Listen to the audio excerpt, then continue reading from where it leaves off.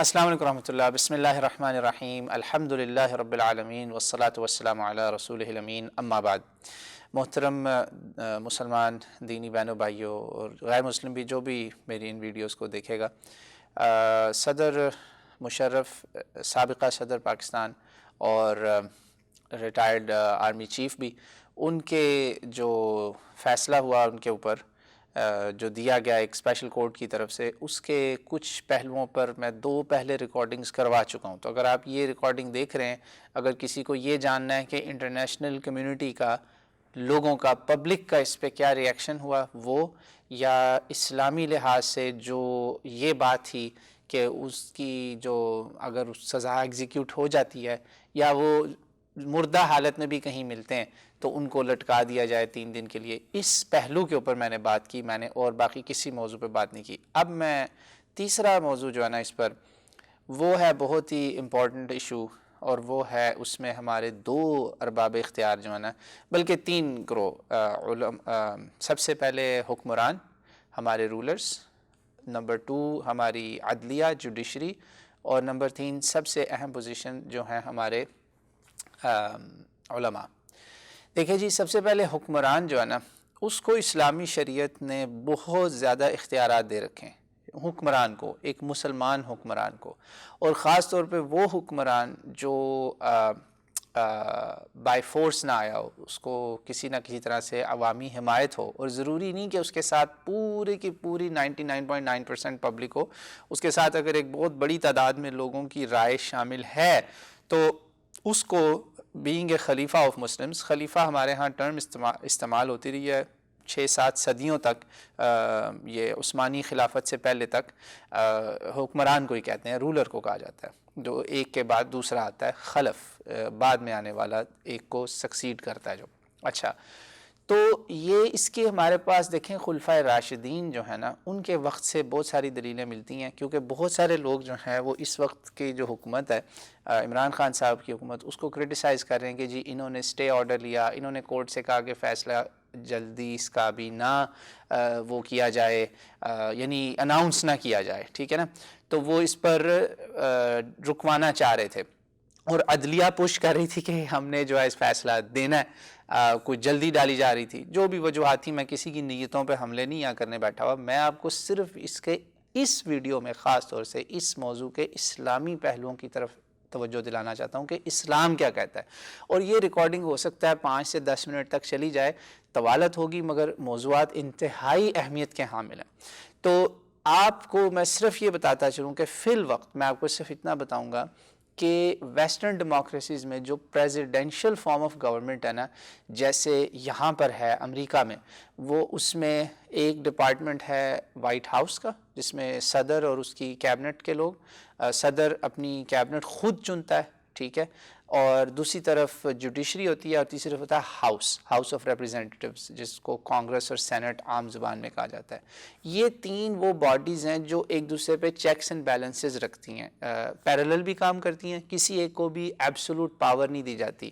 ہاں یہ ضرور ہے کہ جو پریزیڈنٹ ہے وہ پریزیڈینشل آرڈرز، جسے کہتے ہیں ایگزیکٹو آرڈرز، اس کو دینے کی پوری وہ حاصل ہے،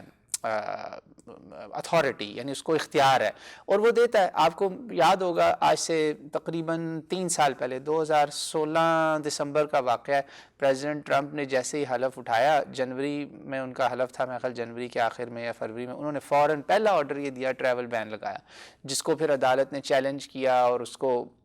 پہلے بین کینسل کیا، پھر اپروو بھی کر دیا بعد میں، ٹھیک ہے۔ ایگزیکٹو آرڈر جو ہے نا، وہ وزیر اعظم کا بھی اختیار ہے اسلامی بنیادوں پر۔ میں نے پہلے 2 ویڈیوز میں یہ بات بتا دی ہے، آپ چاہے اسلام پہ چلیں یا اسلام پہ نہ چلیں، آپ نے ایک ملک بنایا ہے، اس کا نام آپ نے اسلامک ریپبلک آف پاکستان رکھا ہے، اب آپ کو یہ فیصلہ طے کر لینا چاہیے۔ 70 سال بہت ہوتے ہیں قوم کے لیے، آپ کے پاس قرارداد مقاصد ہے، آپ کے پاس قائد اعظم کی تقریریں ہیں، صرف ایک 11 اگست والی نہیں، ان کی اسٹیٹ بینک کا جب قیام ہوا اس وقت کی تقریر، ان کی اسلامک آئیڈیالوجی کی تقریر، انہوں نے جو انسٹیٹیوشن بنایا اس کا ریکنسٹرکشن آف ریلیجس تھاٹ کا، اس میں علامہ اسد تھے میرا خیال، یہ ساری باتیں آپ کو دیکھنی پڑیں گی۔ 70 سال بہت ہوتے ہیں۔ آپ کا 73 کا کانسٹیٹیوشن آپ کو بتاتا ہے کہ مطلق العنان اللہ کی ذات ہے، اور اللہ کی ذات کو سب سے سپریم اتھارٹی رہے گی اس مملکت خدا داد میں، اس دن سے آپ کی یہ مملکت خدا داد بن چکی ہے، اللہ کی مملکت ہے، اللہ کا دیا ہوا ملک ہے۔ تو آپ کو یہ فیصلہ اب کر لینا چاہیے کہ کیا آپ نے اسلامک ریپبلک ہی رہنا ہے جس نام پہ آپ نے لاکھوں کروڑوں لوگ مروائے، مطلب مرے نہ لوگ، انہیں جانیں دیں، لوگ قتل ہوئے، ہندوتوا تو اس وقت ہی شروع ہو گیا تھا، گاجر مولی کی طرح مسلمان کٹے، ہماری مائیں بہنیں جو ہیں ان کی عزتیں لوٹیں، آپ کیسے یہ سب بھول سکتے ہیں؟ ہمارے بچوں کو یہ ہسٹری پتہ ہونی چاہیے۔ تو آپ کے پاس دو ہی راستے ہیں، یا آپ مومنوں کی طرح یہ فیصلہ کر لیں، چاہے عمل کریں یا نہ کریں، کہ جی یہ Islamic republic of Pakistan by name نہیں ہے بلکہ بائی ایکشن بھی ہوگا، ٹھیک ہے نا؟ وہ یاد رکھیں، دو پولیٹیکل ٹرمینالوجیز میں نے استعمال کی تھیں، ڈی فیکٹو ورسز ڈی جور۔ یہ آپ کو سوچنا پڑے گا کہ آپ نے صرف ایک اسلام as a de facto as a label رکھنا ہے یا حقیقت میں اس کو لے کے بھی چلنا ہے، یہ آپ کو فیصلہ کرنا پڑے گا۔ دوسرا راستہ آپ کے پاس واضح ہے، منافقوں کی بجائے سیدھا پھر اتار دیں لیبل کہ نہیں جی یہ اسلامک ریپبلک نہیں تھا، ہمارے بڑے سارے جھوٹے تھے نعوذ باللہ، چاہے وہ اقبال تھے، چاہے قائد اعظم تھے، قرارداد مقاصد والے تھے، علامہ اسد تھے جو اس انسٹیٹیوشن کو لیڈ کرتے، ایک کانورٹ اسکالر دیکھیں آپ، ہم نے ان کے ساتھ کیا ظلم کیا، اور پتہ ہی ہے آپ کو سارا۔ اور 73 کا کانسٹیٹیوشن، یا تو اب ان ساری چیزوں کو نل اینڈ وائڈ کریں اور کہیں جی نہیں جی ہم جو ہے نا یہ منافقانہ زندگی نہیں ہم نے جینی، ہمیں نہیں چاہیے اسلام، کہہ دیں۔ پھر آپ اوپنلی منائیں، کافروں کو بھی بتائیں کہ یہ جو ہم فیصلے کرتے ہیں یہ ہم آپ کے دیے ہوئے دستوروں سے کرتے ہیں، تاکہ آپ کم از کم اسلام پہ تو رحم کر دیں۔ اس وقت آپ کے اعمال سے اسلام بدنام ہو رہا ہے۔ جب دیکھیں آپ کا حکمران کہتا ہے نا کہ فلاں بندے کو ہم نے سزا نہیں دینی، حکمران کو یہ حق حاصل ہے، اس کے لیے ہمارے پاس دلیل ہے۔ میں واپس اس پوائنٹ پہ آتا ہوں، خلفائے راشدین۔ دیکھیں رسول اللہ صلی اللہ علیہ وسلم کی ذات پہ تو ہم کوسچن نہیں کریں گے نا، وہ نبی ہیں اللہ کے، وہ اللہ کے رسول ہیں، وہ اللہ کی مسلسل گائیڈنس میں، وہی ان کے پاس ہے، ہر وقت آ رہی ہے، جبریل آتا ہے ان کو بتانے، جبریل امین علیہ السلام۔ پیچھے جو بعد میں آپ کے آنے والے ہیں ان میں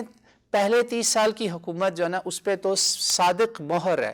نبی صادق الامین کی مہر ہے کہ خلافت بعدی 30 سنہ، میرے بعد 30 سال کی جو حکومت ہے نا وہ خلافت راشدہ ہے، اور اس کو ساری امت الحمدللہ مین سٹریم کم از کم جو ہے 85% مسلمانوں کی میجورٹی مانتی ہے کہ یہ وہ ہے۔ اس خلافت راشدہ میں جو خلفۂ راشدین کا ایکشن ہے نا، اس میں آپ دیکھیں جو فتنوں کا ٹائم تھا، جب مسلمانوں کی انٹرنل سٹرائف ہوئی ہیں، ان میں آپس میں جھگڑے، مخالفتیں اور جو بھی سارا کچھ ہوا، اس میں آپ دیکھیں کہ کن باتوں پر ہوئی۔ آپ کو یہ باتیں کڑوی ضرور لگیں گی، مگر ان چیزوں کو آپ کو آبجیکٹیولی ایمانداری کے ساتھ پڑھنا بھی پڑے گا اور پڑھانا بھی پڑے گا، اور پھر آپ کو میری بات بالکل سمجھ میں آ جائے گی کہ جو آپ کا رولر ہوتا ہے نا، حکمران، اس کو حق حاصل ہے کہ وہ کسی مجرم کی سزا کو بھی معاف بھی کر سکتا ہے یا اس کو پوسٹ پون بھی کر سکتا ہے، الا ماشاءاللہ کہ اگر وہ سزا واقعی میں ایسی ہے کہ جس کے خلاف اگر وہ حکمران جاتا ہے تو اس کی سزا روکنے سے اگر ملک میں انتشار پھیلتا ہے، پھر وہ اس کے اوپر سمجھے الٹا پڑے گی یہ بات کہ نہیں اب تو تمہیں دینا یہ اور ضروری ہو گیا۔ تو اس کی ہمارے سامنے مثالیں سیدنا عثمان ابن عفان رضی اللہ تعالیٰ عنہ کی شہادت، ان کی شہادت کے بعد جب حضرت علی کرم اللہ وجہہ الکریم خلیفہ راشد، ہمارے دل کی جان، ہم ان سے صد احترام سے میں یہ بات کر رہا ہوں کہ ان سے جب لوگ مطالبہ کرتے تھے نا کہ عثمان رضی اللہ تعالیٰ عنہ کے قاتلین کو گرفتار کرو،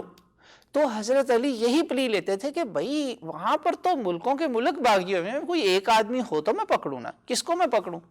محاصرہ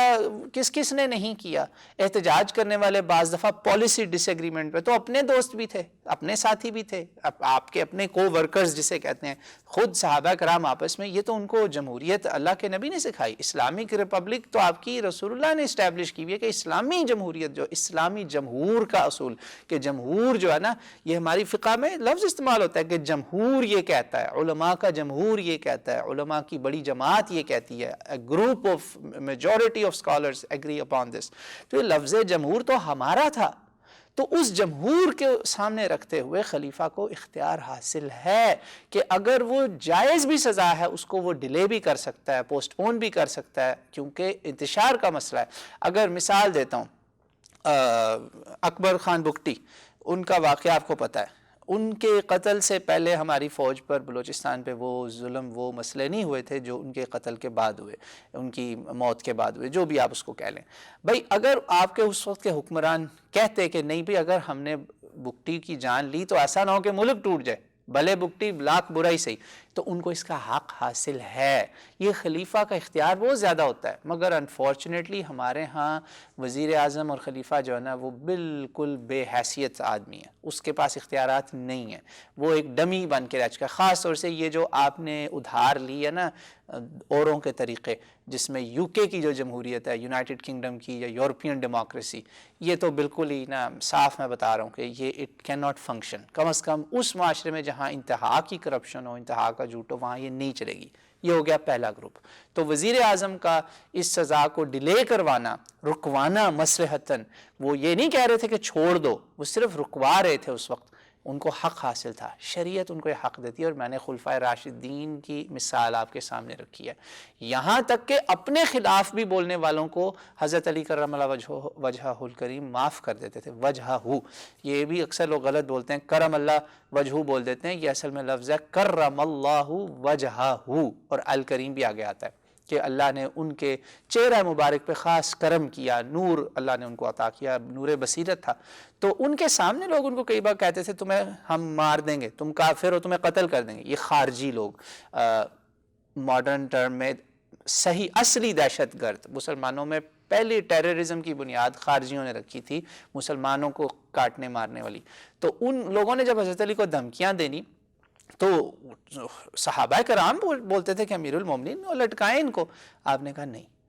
انہوں نے کہا آپ کو مارنے کی دھمکیاں دینا، انہوں نے کہا مارا تو نہیں نا، ان کو بالکل سزا نہیں دینی، ان کے ساتھ بھی نرمی کا معاملہ کرنا، جب تک یہ فساد نہ کریں، پہل یہ نہ کریں، تب تک ہم نے ان کے ساتھ نہیں اس طرح سختی نہیں کرنی، پیار محبت سے ان کو دلیل سے ڈائیلاگ سے قائل کرنا ہے۔ تو اس لیے اسلامی جو ریپبلک ہے، آپ ہیں اسلامک ریپبلک، میں نے آپ کو پہلے بتا دیا کہ اگر تو آپ نے رہنا ہے اسلامک ریپبلک تو پھر آپ کو یہ کرنا پڑے گی، کڑوی گولی کھانی پڑے گی، آپ کو اپنے قوانین میں ایسی بڑی تبدیلیاں لانی پڑیں گی جس میں آپ اپنے جو وزیر اعظم ہے ملک کا، اس کو اختیارات زیادہ دیے جائیں، یا وہ وزیر اعظم کا کام کم از کم یار آپ غیر مسلموں سے ہی کچھ شرم کھا لیں کہ آپ کا صدر یہاں امریکہ میں اپنے گورنر، اپنی ٹیم ایسے اپوائنٹ کرتا ہے جیسے ہمارے خلیفہ راشد اپوائنٹ کرتے تھے کہ یہ میری کیبنٹ میں یہ بندہ ہوگا اور یہ ہوگا اور یہ ہوگا۔ ضروری نہیں ہے کہ وہ الیکٹڈ لوگ ہوں، الیکٹ نہیں بھی ہوئے ہوتے ان کو خلیفہ چن سکتا ہے۔ یہ کام امریکہ کا صدر کرتا ہے، اندازہ کریں۔ پاپولر ووٹ کا کانسیپٹ ہمارے ہاں اہل الرائے کا پہلے سے چلا آ رہا ہے، یار اندازہ کریں تھامس جیفرسن کی لائبریری میں ایسے نہیں تھا قرآن، ان لوگوں نے اسلام کو ہم سے زیادہ پڑھا ہوا ہے۔ افسوس کے ساتھ کہنا پڑتا ہے ہمارے ہاں اسلام سے مراد صرف ہے وہ رسم و رواج، 5 نمازیں، روزے، زکوٰۃ، حج، زکوٰۃ بھی نہیں صحیح دینی، بس روزے، حج، نمازیں، اس کے علاوہ کچھ نہیں ہے، چاہے رشوت ہو، چوری ہو، بغاوت ہو، بازار، معاشرہ، عدالت، حکومت، سب جگہ اسلام کا تماشا ہے، کھلواڑ ہے، اور لیبل لگا ہوا ہے اسلامک ریپبلک آف پاکستان۔ میں نے آپ کے سامنے وہ کہاں گیا، میرے پاس وہ آرٹیکل پیچھے پڑا ہوا ہے، میں نے آپ کو دکھا دیا کہ کتنی بے عزتی ہماری ہو رہی ہے۔ تو اب آپ فیصلہ کر لیں، اسلامک ریپبلک یا تو انسانوں کی طرح صحیح بنے، یا یہ نہ اسلام کو معاف کریں، اسلام کا لیبل اتار دیں۔ دو ہی رہے راستے آپ کے پاس، یہ منافقوں والا کام نہ کریں ورنہ بدنامی ہوگی، نہ ادھر کے رہیں گے نہ ادھر کے۔ اردو زبان کا ایک محاورہ ہے، دھوبی کا کتا نہ گھر کا نہ گھاٹ کا، ٹھیک ہے، اللہ نہ کرے ہم اس میں ہوں، مگر حالات ایسے ہی ہیں۔ دوسرے نمبر پہ جی ہماری جوڈیشری، عدلیہ۔ اب عدلیہ بھی جو ہے پاکستان میں معذرت کے ساتھ برا نہ منائیں لوگ، اتنی فضول قسم کا جو سسٹم ہے نا، فرسودہ، وہ برٹش قوانین ان لوگوں کے چھوڑے ہوئے، اسی وہ نا پرانی جینز اور پرانا کوٹ لیے وہ بیٹھے ہوئے، اتنے ہم غلام ذہن کے لوگ ہیں۔ آپ کے جب اوتھ سیریمنی ہوتی ہے، کبھی آپ نے دیکھا، میں آپ کی توجہ دلانے لگا ہوں، کہتے ہیں نا پکچر از ورتھ 1000 words۔ آپ کا چیف جسٹس یا بڑے بڑے جج جب حلف برداری ان کی ہو رہی ہوتی ہے تو انہوں نے وہ جو ٹوپی پہنی ہوتی ہے نا سفید رنگ کی، سفید بالوں کی جو وگ لگتی ہے، یہ کس کی ٹریڈیشن ہے، یہ کہاں سے آیا؟ اور اس کے پیچھے جو بندہ کھڑا ہوتا ہے ملازم، کمین جسے کہا جاتا ہے آپ کی زبانوں میں، وہ ہوتا ہے جس نے پگڑی پہنی ہوتی ہے، اللہ اکبر، عمامہ، پگڑی، اتنے شرف والی چیز آپ نے ملازم کمی کو پہنائی ہوئی ہے، اور وہ جو آپ کا دشمن پہنتا تھا، جو آپ کو مارتا تھا، آپ کے لوگوں کو توپوں کے آگے رکھ کے کرتا تھا قتل، کھوپڑیوں کے مینار کھڑے کرتے رہیں گے لوگ، فرینچ ٹکٹیں بنی ہوئی ہیں جناب کھوپڑیوں کے میناروں کے ساتھ، آپ ابھی گوگل کریں French stamps with human skills, آپ کو نہ مل جائیں ہزاروں ٹکٹوں کی تصویریں، مجھے پکڑ لیجیے گا۔ آپ ان لوگوں کی وردیاں پہن کے حلف اٹھائیں گے، آپ کو اللہ کی مدد کبھی نہیں حاصل ہوگی، آپ ناکام ہوں گے اور آپ ذلیل ہوں گے، یہی مسئلہ ہے۔ تو آپ لوگ جو ہیں نا، ہماری عدلیہ، ان کو بھی اللہ کا خوف کھانا چاہیے، ان کو سوچنا چاہیے کہ آپ نے یہ جو متنجن تیار کیا ہوا ہے، کچھ اسلام کچھ کفر کچھ یہ کیسے ہو گیا؟ ایک جگہ شراب اور زمزم کیسے ایک بوتل میں اکٹھے ہو سکتے ہیں؟ ایک مرتبان میں، ایک ٹب میں، ایک تھال میں نیکی اور بدی کبھی نہیں اکٹھے ہو سکتے، حق اور باطل کبھی اکٹھے نہیں رہ سکتے۔ کفار کے قوانین کو آپ جب بھی سہارا بنائیں گے، آپ ایسے ذلت اٹھائیں گے۔ یہ جو فیصلہ ہوا، اس کو اب پیٹی بھائیوں کو تو انہوں نے سپورٹ کرنا تھا۔ دیکھیں، یہ لوگوں کا امتحان بھی ہوتا ہے۔ ججز میں کسی کو جرأت نہیں ہوئی کہ اٹھ کے یہ کہے کہ یہ جو آپ نے یہ جو بات کی کہ اس کو ایسے مرے ہوئے کو بھی لٹکاؤ، یہ کون سا اسلامی قانون ہے بھائی؟ ہمیں بھی بتائیں۔ اسلامی قوانین لکھے ہوئے ہیں، مدون ہیں۔ آپ کوئی قرآن کی آیت، قرآن کوئی حدیث دکھائیں جس میں مرے ہوئے لوگوں کو ایسے آپ نے ان کی کاٹ کے لاشوں کی بے حرمتی کرنے کا آپ نے دین سے سبق سیکھا ہے۔ آپ کیوں اسلام کا مذاق بنا رہے ہیں؟ مجھے معلوم ہے کہ وہ قرآن کی کس آیت کا سہارا لیتے ہیں۔ وہ میرے پاس الحمدللہ یہ ہماری پرماننٹ جگہ ہے، صرف ریکارڈنگ نہیں رکھی ہوئی، یہاں ہماری سسٹرز اس وہ میں بیٹھتی ہیں تو ان کے لیے ہم نے قرآن رکھا ہوا ہے۔ یہ ہماری اپنا لائبریری کا قرآن ہے۔ یہ آیت ہے جی سورہ قرآن پاک سے میں آپ کو دکھاتا ہوں، سورہ مائدہ کی آیت۔ اس کا سہارا لینے کی کوشش کرتے ہیں ہمارے لوگ، اور اب میں جمپ کرنے لگا ہوں عدلیہ سے علماء کی طرف۔ جی ہاں، علماء وہ لوگ ہیں جن میں بڑے بڑے جنت کے انشاءاللہ ولیوں میں بھی ہوں گے شامل، اور یہ وہ لوگ ہیں جو جہنم میں گدھے کی طرح گھمائے جائیں گے اور سخت ترین سزائیں ان کو ملنی ہیں۔ اس کا اعلان اللہ نے قرآن پاک میں کیا ہے۔ کیوں؟ علماء سو جو ہے نا، وہ قرآن پاک کی اس آیت کا سہارا لیتے ہیں، سورہ مائدہ۔ ابھی میرے خیال آیا کہ یار یہ آیت مجھے لوگوں کے سامنے رکھنی چاہیے۔ سورہ مائدہ، یہ مدینہ پرنٹ ہے قرآن کا، 113 نمبر صفحہ، اور آیت نمبر ہے جی 32 یہ 33 سوری، انما جزاء الذین یحاربون اللہ۔ یہ رسول اللہ صلی اللہ علیہ وسلم کی سیرت میں ایک واقعہ ہوا تھا، صحیح بخاری میں واقعے کا تفصیل سے ذکر ہے۔ یہاں پہ اللہ تعالیٰ نے نبی کے اس عمل کی انڈورسمنٹ کی تھی۔ بڑا بہیمانہ قتل ہوا تھا ہمارے کچھ لوگوں کا، دھوکے کے ساتھ، پیار محبت سے آئے بھائی بندی میں، یہ وہ آپ صلی اللہ علیہ وسلم نے، وہ بیمار ہو گئے، ان کو ایک پاس جنگل تھا جسے کہتے ہیں نا قریب میں، آؤٹ سکرٹس آف دا سٹی، تو وہاں جانور مویشی رکھے ہوئے تھے، تازہ آب و ہوا کے ان کو بھیجا۔ ان لوگوں نے وہاں کیا کیا؟ یہ جو مہمان آئے تھے جنہوں نے کلمہ پڑھ لیا تھا، مسلمان ہوئے تھے، اصل میں وہ اندر سے دشمن تھے ہمارے، وہ کافر تھے اندر سے، دلوں سے، ان کا کفر ہمیں نہیں پتا تھا۔ ظاہری بات ہے، نبی کو اللہ تعالیٰ جب وحی سے بتائے گا تو نبی بتائے گا نا، غیب کی خبریں تو اللہ دیتا ہے اصل میں۔ تو اللہ تعالیٰ نے حکمتاً اس کو، ظاہری بات ہے الحکیم ہے وہ، پردے میں رکھا، کیونکہ یہ واقعہ ہونا تھا اور وہاں سے ایک قانون آنا تھا۔ یہ ہے وہ قانون جس کو بعض علماء حضرات استعمال کر رہے ہیں اور کہہ رہے ہیں ہاں یہ فیصلہ بالکل صحیح ہے۔ یار خدا کا خوف کرو، یہ اس واقعے کا ذکر ہے کہ انہوں نے کیا کیا، دھوکہ دیا۔ وہ بیچارے جو ورکرز تھے، غریب، اکثر ان میں غلام تھے، خادم تھے، ورکرز تھے، جیسے میڈز ہوتے ہیں آپ کے، ان کو بیچاروں کی کسی کی آنکھ نکال دی، کسی کا پیٹ پھاڑ دیا، کسی کا بازو کاٹ دیا، کسی کا کچھ کر دیا۔ ان لوگوں کو اللہ کے نبی نے کہا جی ہاں رحمت للعالمین نے پھر جو سزا دی، یہ وہ رحمت ہے جس کا کانسیپٹ مسلمانوں کو سمجھ لینا چاہیے کہ سزا کے وقت مجرم کو چھوڑنا ترس کھا کے ایکچولی مظلوم کے ساتھ برائی ہے۔ تو وہ واقعہ تھا جس میں اللہ کے نبی نے کہا کچھ ہو جائے ان کو بھاگنے نہیں دینا۔ جب اطلاع ملی آپ دستہ لے کر گئے، بالکل ایک دلیر جنرل کمانڈر کی طرح ان کو گرفتار کیا، ان کو پھر اسی طرح سے جس طرح سے انہوں نے اعضاء کاٹے اسی طرح سزائیں دی گئی۔ اس کی پوری گرافک ڈیٹیل آپ کو یہ صحیح بخاری میں ملے گی، ٹھیک ہے؟ میرے پاس اس وقت اس کا نمبر ہی، میں فی البدی گفتگو کر رہا ہوں اللہ کے حکم سے، تو وہ آپ اس میں پڑھ لیجئے گا صحیح بخاری میں۔ اس کے اوپر غیر مسلموں نے بھی بڑا اعتراض کیا ہوا، اور میں نے اس کا الحمدللہ غیر مسلموں کے سامنے ڈیفینس یہی پیش کیا کہ بھائی وہ ایک ایکسٹریم سرکمسٹانسز میں ہوتا ہے، وہ بھی اسٹیبلش کرنی تھی آپ نے ڈیٹرنس، ایک ڈیٹرنس کہ میسج دینا تھا دشمنوں کو کہ مسلمانوں کو مذاق نہ سمجھو، ہم سختی بھی کر سکتے ہیں، عدلے کا بدلہ بھی دے سکتے ہیں، ٹٹ فور ٹیٹ بھی ہم کر سکتے ہیں۔ یہ میسج تھا، نہ اس سے پہلے کبھی ہوا نہ اس کے بعد ہوا، مگر مرے ہوئے کی لاشوں کو کسی کو نہیں کاٹا گیا اور کاٹ کے نیزوں پہ رکھا گیا، یہ نہیں ہوا، نہ وہاں لکھا ہے نہ یہاں لکھا ہے، نہ قرآن میں ہے، اللہ کے کلام میں، نہ سنت میں۔ قرآن میں اللہ نے صرف یہ کہا کہ یہ ان لوگوں نے جو اللہ اور رسول سے جنگ کرتے ہیں، اللہ رسول سے جنگ والے زمین میں فساد کرتے ہیں، ان کی یہ سزا صحیح ہے، ان کو یہ جزا ملنی چاہیے کہ وہ قتل کیے جائیں یا ان کو صلیبوں پہ چڑھا دیا جائے، یعنی کیل ٹھونک دیے جائیں اور مرنے دیا جائے نا، صلیب پہ جیسے پہلے چڑھاتے تھے پرانے وقتوں میں، یا ان کے ہاتھ کاٹ دیے جائیں اور ان کے پاؤں مخالف سمتوں سے، یا ان کو جیسے کہتے ہیں نا زمین بدر کر دیا جائے۔ یہ ذالک لہم خزی فی الدنیا ولہم فی الآخرۃ عذاب عظیم، یہ ان کی دنیا میں ذلت ہے اور آخرت میں ان کے لیے اس سے بھی بڑا عذاب ہے۔ اور کہا الا الذین تابوا من، اس کی اگلی آیت میں جو توبہ کر لیں گے وہ اس میں ایکسیپشن میں آ گئے، من قبل ان تقدروا علیہم، اس پکڑے جانے سے پہلے، یہ نہیں کہ پکڑے گئے او سوری ان کی معافی ہے۔ اب میں علماء سے سوال کرتا ہوں کہ علماء کے اندر بھی دو کیمپ اس وقت بنے ہوئے ہیں، یہ ہمیشہ آپس میں نا انہوں نے لڑ کے تماشا بنانا ہوتا ہے۔ ایک گروہ تو وہ ہے جو کہہ رہا ہے نہیں یہ بڑا، اس سے فوج کو خطرہ ہو جائے گا، یہ ہو جائے گا۔ بھائی فوج نے ابھی 2 مہینے پہلے ایک بریگیڈیئر کو لٹکایا تو اس سے فوج کو خطرہ پہنچا ہے، تو یہ بات نہیں ہے۔ فوج بغاوت کی سزا دینا جانتی ہے، فوج کا اپنا انٹرنل جسٹس سسٹم ہے، اور اگر ایک بندہ باغی ہوتا، غدار وطن ہوتا، دشمن سے اس نے کوئی ساز باز کیا ہوتا تو اس کو فوج سب سے پہلے پروسیکیوٹ کرتی، ٹھیک ہے؟ وہ کوئی پھوپھی کا بیٹا ہے کسی کا کہ انہوں نے اس کو چھوڑنا تھا، جب انہوں نے اپنے اتنے ہائی رینک آفیسر کو نہیں چھوڑا تو ان کو چھوڑنا تھا، بھلے کوئی ریٹائر ہوئے گی تو قدر پھر پہلے سے کم ہو جاتی ہے۔ تو خدا را مذاق نہ کریں دین کے ساتھ،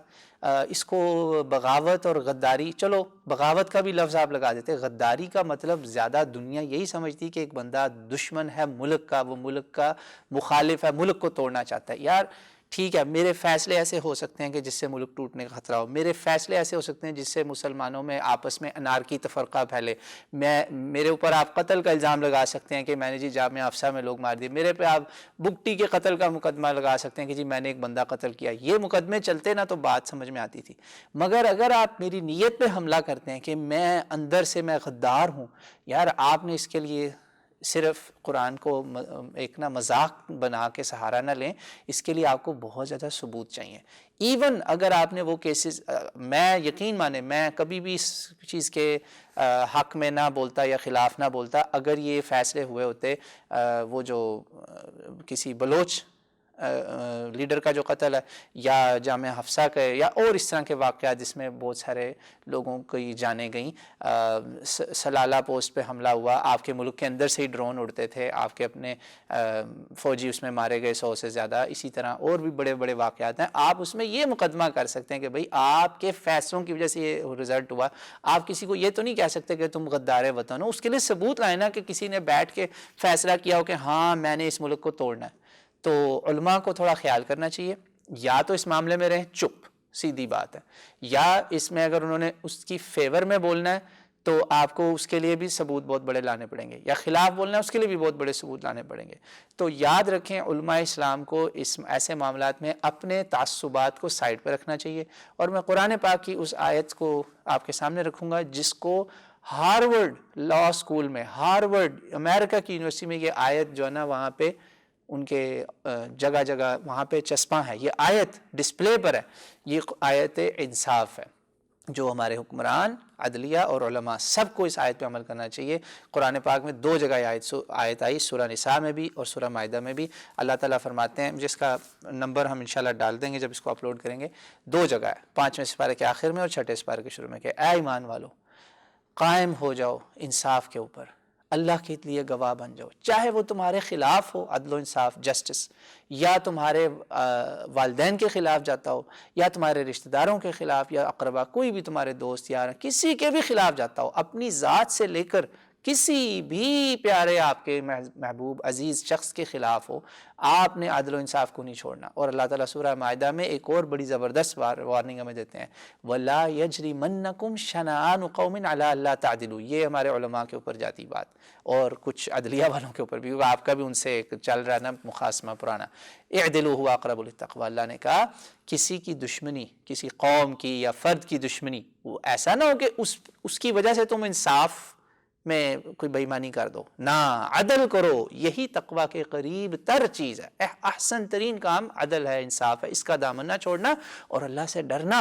اس ہر چیز میں اللہ سے ڈرو، ان اللہ خبیر بما تعملون، اللہ خبیر ہے، علیم ہے، جانتا ہے تم کیا کر رہے ہو، اس کو پوری خبر ہے۔ تو اس آیت مبارکہ پہ میں بات ختم کرتا ہوں، جس میں امید ہے کہ علماء اسلام مجھے گالیوں سے نہیں نوازیں گے، اور ہمارے جج صاحبان مجھے توہین کا مجھ پہ فتویٰ نہیں لگائیں گے یا فیصلہ، اور ہمارے جو دوسرے لوگ ہیں چاہے وہ حکمران ہیں یا وہ ہمارے محافظ ہیں، وہ بھی میری کہیں میرے درپے نہ ہو جائیں۔ میں نے وہ بات کی جس کو میں حق سمجھتا تھا، سمجھتا ہوں، کہتا ہوں، وہی سمجھتا ہوں جسے حق۔ باقی اگر اس میں کوئی ایسی بات ہو جو اللہ رسول کے خلاف ہے تو میں اس پر اللہ تعالیٰ سے معافی مانگتا ہوں، اور آپ سب سے درخواست کرتا ہوں کہ میرے لیے دعا کیجیے گا کہ اللہ تعالیٰ ہمیں غلط بات نہ کہلائے، حق کو حق کہیں، حق دیکھیں، اس پہ عمل کریں، باطل کو باطل کہیں، باطل سمجھیں، باطل دیکھیں، اللہ ہمیں ایسی آنکھیں دے اور اس سے ہم اجتنابت کریں۔ اللہم آمین۔ اقول قولی ھذا واستغفر اللہ لی ولکم۔